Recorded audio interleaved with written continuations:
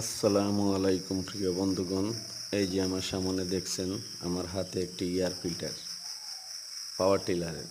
এই যে এয়ার ফিল্টারে অতিরিক্ত কাদা ঢোকার কারণে সিলিন্ডার পিস্টনগুলো ক্ষয় হয়ে যায়, অতিরিক্ত মাত্রায় ক্ষয় হয়ে যায়। তাই আপনারা সবাই পাওয়ার টিলারের এয়ার ফিল্টার সপ্তাহে একদিন পরিষ্কার করবেন এবং কি লুব অয়েল চেঞ্জ করবেন। রাবারগুলা, ক্লিপগুলা সবসময় দেখে রাখবেন, তাহলে স্লিপ পিস্টন আর ক্ষয় হবে না। পর্যাপ্ত পরিমাণ ক্ষয় হবে না, ভালো থাকবে।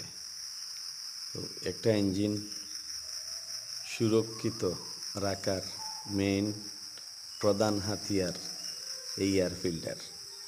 এয়ার ফিল্টারের অনেক শক্ত ভূমিকা একটি পাওয়ার টিলারের জন্য। আসসালাম।